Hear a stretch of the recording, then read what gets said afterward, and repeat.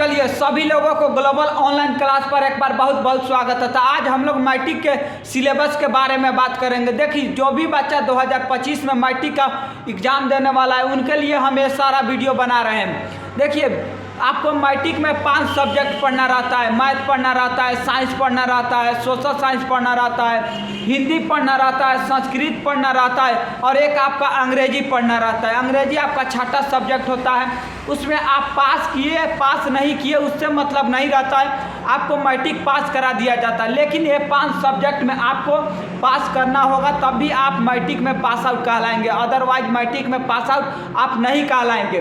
तो यहाँ पर सबसे पहले हम लोग मैथ के सिलेबस के बारे में बात करेंगे। देखिए कोई भी चीज़ पढ़ने से पहले सबसे उसके बारे में पहले जानिए कि पढ़ना क्या क्या चीज़ है। तो मैथ के सिलेबस के बारे में हम लोग यहाँ पर जानेंगे। अगले वीडियो में हम लोग जैसे साइंस के, सोशल साइंस के, इसी प्रकार से हम लोग एक एक करके सारा सिलेबस के बारे में जानेंगे। आज हम लोग मैथ का बात कर रहे हैं। देखिए मैथ में आपको 15 चैप्टर पढ़ना होता है, उस 15 चैप्टर से आपको 100 नंबर का क्वेश्चन पूछा जाता है। लेकिन आजकल क्या हो गया है कि आपको क्वेश्चन दुगुना पूछ रहा है। जैसे 100 को क्वेश्चन पूछ रहा है उसमें से 85 क्वेश्चन का जवाब देना है ऑब्जेक्टिव में, और उसी तरह सब्जेक्टिव में आपको उसी प्रकार से दुगुना क्वेश्चन रहता है, उसके आधे क्वेश्चन का आपको जवाब देना पड़ता है। तो इस प्रकार से बच्चों को ये काफ़ी ज़्यादा सहूलियत हो गया है। पहले क्या होता था कि पहले ऑब्जेक्टिव का एग्ज़ाम नहीं होता था, पहले सिर्फ और सिर्फ सब्जेक्टिव का एग्ज़ाम होता था। तो उसमें क्या होता था कि जितना भी सारा क्वेश्चन आता था सब का सब लिखना पड़ता था। अभी क्या हो गया है कि आपको दुगुना क्वेश्चन दे रहा है और उसके आधे आपको लिखना है। तो यहाँ बच्चे को बहुत सारा बेनिफिट मिल जाता है कि चलिए अगर कोई चैप्टर नहीं भी पढ़ा है तब भी उसके दूसरे वाले चैप्टर से उसका काम निकल जाता है। यहाँ पर आपको 15 चैप्टर होता है। वो 15 चैप्टर कौन कौन होता है, कौन चैप्टर से कितने नंबर का क्वेश्चन पूछता है, कौन चैप्टर ज़्यादा इम्पोर्टेंट है परीक्षा के दृष्टि से, कौन चैप्टर ज़्यादा इम्पोर्टेंट नहीं है, पहले किसको पढ़ा जाए उसके बाद किसको पढ़ा जाए, ये सारा चीज़ हम एक एक करके यहाँ पर बताएंगे। आपको पहला नंबर जो चैप्टर है, पहला नंबर चैप्टर का आपका नाम दिया है वास्तविक संख्या, यानी संख्या के बारे में हम लोगों को पढ़ना है। जैसे प्राकृत संख्या क्या है, पूर्ण संख्या क्या है, परिमेय संख्या क्या है, अपरिमेय संख्या क्या है। इस प्रकार से जितना भी सारा आप संख्या जानते हैं, सम संख्या क्या है, भाज्य संख्या क्या है, अभाज्य संख्या क्या है, उस सारे संख्या के बारे में एक एक करके यहाँ पर हम लोग समझेंगे। वो चैप्टर नंबर 1 में पढ़ना रहता है। दूसरा नंबर में आपका बहुपद है, ये बहुपद के बारे में हम लोग पढ़ेंगे। जैसे चर अचर को मिलाकर जब एक बहुपद का निर्माण होता है उसी ही हम लोग बहुपद कहते हैं। उसमें रैखिक बहुपद होता है, द्विघात बहुपद होता है, त्रिघात बहुपद होता है। इस प्रकार से बहुपद को पढ़ेंगे। उसके बाद 2 चर वाले रैखिक समीकरण जो चैप्टर नंबर 3 है, दूसरा में आपको बहुपद है, तीसरा में आपको 2 चर वाला रैखिक समीकरण है, चौथा में आपको द्विघात समीकरण है। देखिए चैप्टर नंबर 2 से लेके और चैप्टर नंबर 4 तक ये तीनों का तीनों चैप्टर एक दूसरे से रिलेटेड है, यानी एक दूसरे से कोऑर्डिनेशन में, संबंध में है। अगर इस चैप्टर को पढ़ लीजिएगा तो आप द्विघात समीकरण भी बड़ी आसानी से बना लीजिएगा। तो ये तीनों का तीनों चैप्टर एक दूसरे से रिलेटेड चैप्टर है, तो ये तीनों एक साथ में ही पढ़ा जाएगा। ये आप अलग पढ़ सकते हैं। देखिए सबसे पहले तो आप कोई भी मैथ, देखिए मैथ जब पढ़ें तो सबसे पहले आप संख्या के बारे में पढ़िएगा कि नहीं पढ़िएगा। अब बताइए आपको पता नहीं रहे कि सम संख्या क्या होता है, विषम संख्या क्या होता है, पूर्ण संख्या क्या होता है, प्राकृत संख्या क्या होता है, परिमेय क्या होता है, अपरिमेय क्या होता है, तो आप इधर क्या पढ़िएगा जब संख्या के बारे में नहीं पता है, उसका बेसिक चीज़ ही पता नहीं है। तो सबसे पहले संख्या को पढ़ लीजिए, उसके बाद बहुपद को पढ़िए, 2 चर वाला रैखिक समीकरण, उसके बाद द्विघात समीकरण, उसके बाद 5वां नंबर में ये आता है आपको समानांतर श्रेणी, जिसको आप लोग एपी बोलते हैं, वही एपी है। तो ये थोड़ा सा सबसे हट के चैप्टर है जो आपका एपी है। उसके बाद छठा में आता है आपका त्रिभुज, छठा में आपको आता है त्रिभुज, तो त्रिभुज भी आपको पढ़ना है। उसके बाद 7वां में आता है आपको नियामक ज्यामिति, जिसे लोग निर्देशांक ज्यामिति भी कहा जाता है, कोऑर्डिनेट ज्योमेट्री भी लोग कहता है। तो नियामक ज्यामिति पढ़ना है आपको 7वां नंबर में। उसी तरह 8वां नंबर में आपका आता है त्रिकोणमिति, 8वां नंबर में आपका आता है त्रिकोणमिति। देखिए त्रिकोणमिति में जैसे 6 त्रिकोणमितीय अनुपात होता है, साइन होता है, कॉस होता है, टैन होता है, कॉट होता है, सेक होता है, कॉसेक होता है। इस प्रकार से जो भी 6 त्रिकोणमितीय अनुपात होते हैं उसके सहयोग से जो भी हम लोग त्रिकोणमिति का फार्मूला बनाते हैं, आपको क्वेश्चन बनाते हैं, उस सारा चीज़ इसमें पढ़ना है चैप्टर नंबर आपको 8 में। उसी तरह चैप्टर नंबर 9 में ये भी त्रिकोणमिति से ही रिलेटेड चैप्टर है, त्रिकोणमितीय से कुछ अनुप्रयोग, जिसे इंग्लिश में हाइट एंड डिस्टेंस कहते हैं, दूरी या ऊंचाई इसको बोल सकते हैं।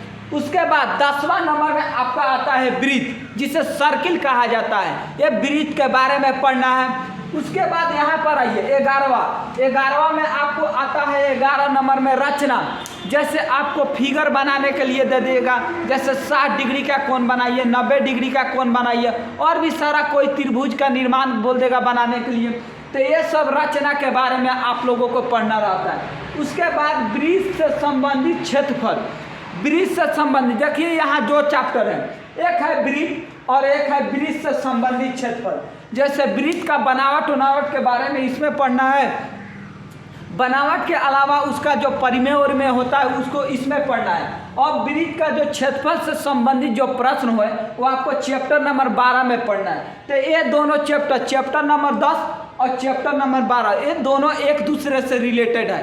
अगर एक ही थ्योरी आप पढ़ते हैं वृत्त का तो आपको दोनों का दोनों चैप्टर समझ आ जाएगा, कोई दिक्कत नहीं है, क्योंकि वृत्त ये भी है, वृत्त ये भी है। अंतर क्या चीज़ है कि इसमें वृत्त से जो बनावट है, परिमेय और में के बारे में पढ़ना है, और इसमें उससे क्षेत्रफल से संबंधित, जैसे परिधि निकालना हो गया, वृत्त का क्षेत्रफल निकालना हो गया, इस प्रकार के क्वेश्चन वृत्त से क्षेत्रफल वाले जो आपका चैप्टर है उसमें पढ़ेंगे। उसके बाद 13 नंबर में आता है आपको पृष्ठीय क्षेत्रफल एवं आयतन, जैसे घनाभ का, घन का, गोला का, शंकु का, ये सब होता है ना, उसका क्षेत्रफल निकालना, उसका आयतन निकालना, उस सब हम लोग 13 नंबर चैप्टर में पढ़ेंगे। उसके बाद 14 नंबर आपका चैप्टर आता है, 14 नंबर चैप्टर आपका है जिसका नाम है सांख्यिकी। सांख्यिकी में क्या है कि इसमें माध्य पढ़ेंगे, माध्यिका पढ़ेंगे, बहुलक पढ़ेंगे। ये माध्य, माध्यिका, बहुलक आपको सांख्यिकी चैप्टर नंबर 14 में पढ़ना रहता है। उसके बाद 15 नंबर चैप्टर में आपको आता है प्रायिकता। 15 नंबर चैप्टर में आपको प्रायिकता के बारे में पढ़ना है, जैसे एक सिक्के को उछाला जाता है तो चित आने की प्रायिकता क्या है, पट आने की प्रायिकता क्या है। उसी तरह एक पासों को उछाला जाता है तो उस पर 2 आने की प्रायिकता क्या है, समसंख्या आने की प्रायिकता क्या है। तो ये सब प्रायिकता के बारे में पढ़ेंगे। तो ये सब है आपका 15 का 15 चैप्टर जो आपको मैट्रिक के मैथ के सिलेबस में पढ़ना है। ये सब का सब एनसीईआरटी का सिलेबस है। आपको जो एग्जाम में पूछता है क्वेश्चन, उसी के बेस पर ये सारा का सारा सिलेबस बताया गया है।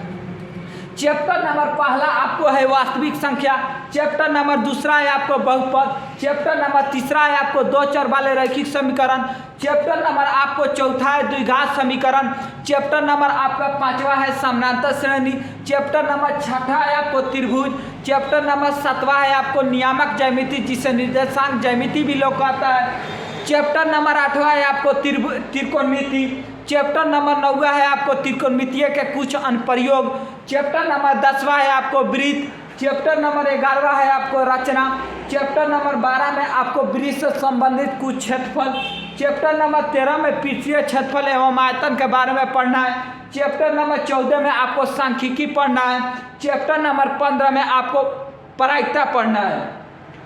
अब ये तो रहा 15 का 15 चैप्टर। अब यहाँ से कहिएगा कि सर किस चैप्टर से कितने नंबर का क्वेश्चन पूछता है, तो देखिए किस चैप्टर से कितने नंबर का क्वेश्चन पूछता है। चैप्टर नंबर आपका 1 है वास्तविक संख्या, उसमें से 10 नंबर का क्वेश्चन पूछता है, लेकिन क्वेश्चन दुगुना होने के चलते ये कम से कम 16 से 17 नंबर चैप्टर नंबर 1 से क्वेश्चन आता है, क्योंकि यहाँ पर तो क्वेश्चन डबल ना पूछ रहा है। ये क्वेश्चन आपको 100 नंबर के लिए ये चीज़ लिखा गया है, जबकि क्वेश्चन आपको दुगुना पूछ रहा है तो नंबर भी दुगुना करेगा। तो नहीं, चैप्टर नंबर आपको 1 से 10 नंबर का तो ऐसे सिलेबस में है, लेकिन कम से कम यहाँ से 16 से 17 नंबर का क्वेश्चन आता है। चैप्टर नंबर आपको 2, 3, 4 और 5 ये 20 नंबर का है। ये आपको 4 चैप्टर 20 नंबर को मिलाकर पूछता है, लेकिन यहाँ पर क्वेश्चन दुगुना होने के चलते इसको 40 नंबर यहाँ से क्वेश्चन आता है। चैप्टर नंबर 6 और चैप्टर नंबर 7 यहाँ से क्वेश्चन आपको 20 नंबर का आता है, चैप्टर नंबर 6 और चैप्टर नंबर 7 से। लेकिन क्वेश्चन दुगुना होने के चलते यहाँ से क्वेश्चन लगभग आपको कम से कम 35 से 40 नंबर का क्वेश्चन आता है चैप्टर नंबर 6 और चैप्टर नंबर 7 से। चैप्टर नंबर 8 और चैप्टर नंबर 9 में आपका 20 नंबर का है, लेकिन यहाँ पर से क्वेश्चन दुगुना होने के चलते इसमें भी आपको 40 नंबर का क्वेश्चन पूछ रहा है। उसके बाद चैप्टर नंबर 11 और चैप्टर नंबर 12 ये आपको 10 नंबर का 10 नंबर का इसमें से भी पूछ रहा है। जब क्वेश्चन दुगुना हो रहा है तो कम से कम 15 से 17 नंबर इसमें से भी क्वेश्चन आता है। चलिए चैप्टर नंबर 12 और चैप्टर नंबर 13 ये 10 नंबर का है, इसमें से भी लगभग 15 से 17 नंबर का क्वेश्चन आता है। चैप्टर नंबर 14 और चैप्टर नंबर 15 लगभग 20 से 22 नंबर का क्वेश्चन चैप्टर 14 और चैप्टर 15 से आपको आता है। तो ये आपका माइटी का जो मैथ का सिलेबस है ये सब उसका लेखा जोखा है कि कहाँ से कितने नंबर का क्वेश्चन पूछता है, कितना चैप्टर पढ़ना है और कहाँ से कैसा सवाल रहता है। तो आगे का जो वीडियो है अब हम लोग साइंस के बारे में बात करेंगे, उसी तरह सोशल साइंस के बारे में उसका क्या सिलेबस है, क्या क्या चीज़ पढ़ना है।